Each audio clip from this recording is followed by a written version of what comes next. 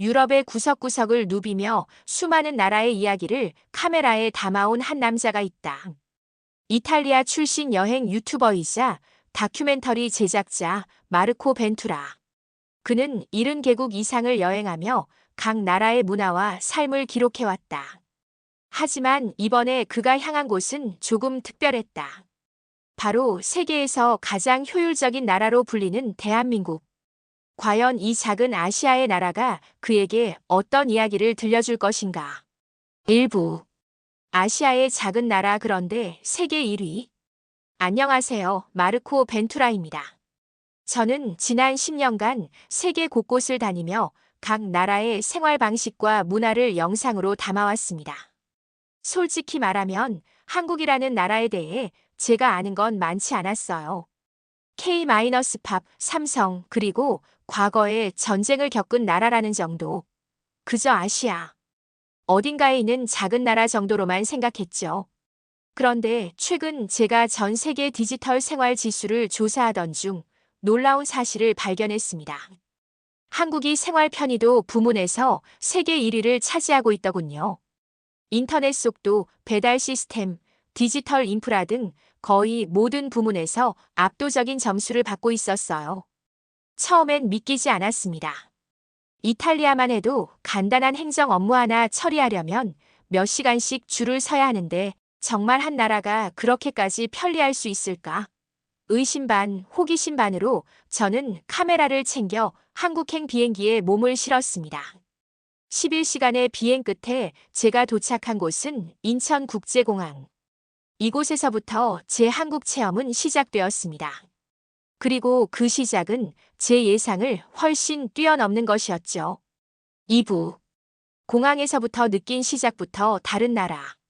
비행기에서 내리자마자 저는 첫 번째 놀라움을 경험했습니다. 입국 심사대 앞에 길게 늘어선 줄을 예상했는데 제 앞에는 자동 입국 심사대가 있더군요.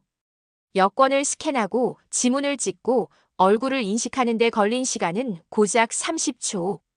유럽의 어느 공항에서도 경험해보지 못한 속도였습니다. 이건 공항이 아니라 하나의 도시 같은 곳이야. 저는 카메라를 켜며 주변을 둘러봤습니다. 깨끗한 바닥, 곳곳에 설치된 충전 스테이션, 무료 와이파이는 기본이고 심지어 짐을 배송해주는 서비스까지 있더군요. 공항 직원에게 물어보니 단 하나의 교통카드로 버스, 지하철, 택시까지 모두 이용할 수 있다고 했습니다. 신용카드도 되고 심지어 휴대폰으로도 결제가 가능하다고요. 저는 그 자리에서 티머니 카드 하나를 구입했습니다. 그리고 공항 철도를 타고 서울로 향했죠. 기차 안은 조용했고 깨끗했으며 좌석마다 USB 충전 포트가 있었습니다. 창밖으로는 고층 빌딩들이 빠르게 스쳐 지나갔습니다. 불과 40분 만에 서울역에 도착했을 때 저는 이미 확신했습니다. 이 나라는 처음부터 뭔가 다르다고요. 3부. 손끝으로 움직이는 도시. 숙소에 도착한 건 오후 5시쯤이었습니다. 장시간 비행으로 지친 저는 일단 커피 한 잔이 간절했어요. 숙소 주인이 추천해준 배달 앱을 열어봤습니다. 처음 써보는 앱이었지만 영어 지원이 돼서 어렵지 않게 주문할 수 있었죠. 커피 한 잔과 그냥 호기심에 치킨도 하나 주문했습니다.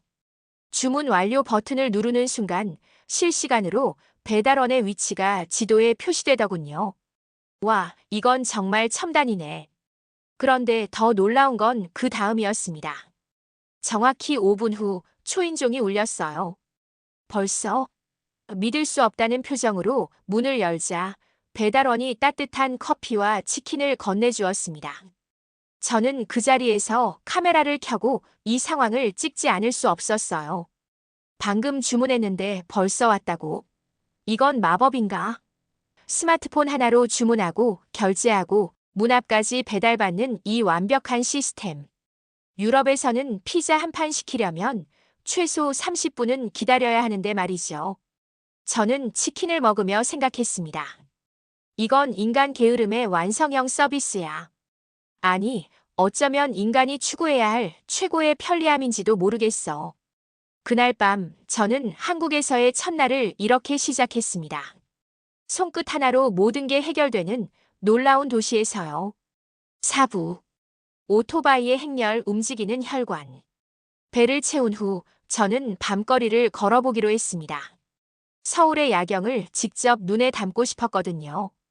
홍대 거리를 걷는데 갑자기 제 옆을 오토바이 한 대가 빠르게 지나갔습니다. 그리고 또 한 대, 또 한 대. 신호등 앞에서 잠시 멈추면 뒤에서는 배달 오토바이들이 줄지어 대기하고 있었죠.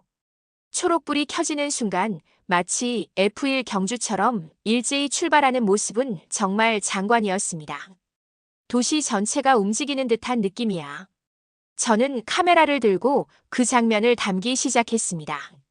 오토바이마다 뒤에 큰 배달 가방을 메고 빠르게 목적지를 향해 달려가는 모습. 어떤 배달원은 한 손에 휴대폰을 들고 길을 확인하며 운전했고 어떤 배달원은 신호를 기다리는 짧은 시간에도 다음 배달 정보를 체크하고 있었습니다. 이 광경을 보며 저는 깨달았습니다. 이건 단순히 음식을 배달하는 게 아니구나. 이 오토바이들은 도시의 혈관이고 그 안을 흐르는 건 사람들의 편리함이라는 피구나. 한국 사회의 혈관이 살아 움직이는 순간. 저는 이 문장을 영상 자막으로 남겼습니다. 그리고 그날 밤 저는 이 나라의 속도감을 온몸으로 느꼈습니다. 5부. 생활의 디테일. 그게 바로 럭셔리야. 한국에서의 사흘째 되던 날 저는 일상적인 것들을 하나씩 경험해 보기로 했습니다. 먼저 빨래. 숙소에 세탁기가 있었지만 호기심에 근처 무인 세탁소를 방문했습니다. 문을 열고 들어서니 사람은 한 명도 없었어요. 대신 대형 스크린이 있었고 그곳에서 세탁 코스를 선택하고 휴대폰으로 결제했습니다. 세탁이 끝나면 알림이 오고 제가 올 때까지 자동으로 보관해준다고 하더군요. 이건 정말 사람이 필요 없는 시스템이네. 점심은 근처 무인 편의점에서 해결했습니다. 도시락을 고르고 셀프 계산대에서 바코드를 찍고 카드를 태그하니 끝. 직원과 한마디도 나누지 않았지만 모든 게 완벽하게 처리됐습니다. 오후엔 은행 업무를 봐야 했는데 이것도 앱으로 해결됐어요.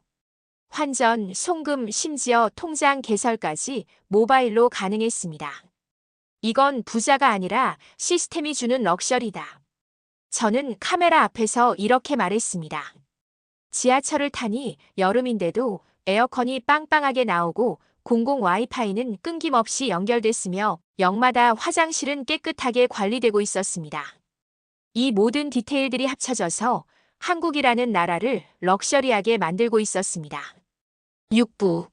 사람들이 시스템보다 더 빠르다. 한국에 온 지 나흘째 갑자기 비가 쏟아지기 시작했습니다. 저는 우산을 안 가져왔고 급하게 택시를 불렀어요.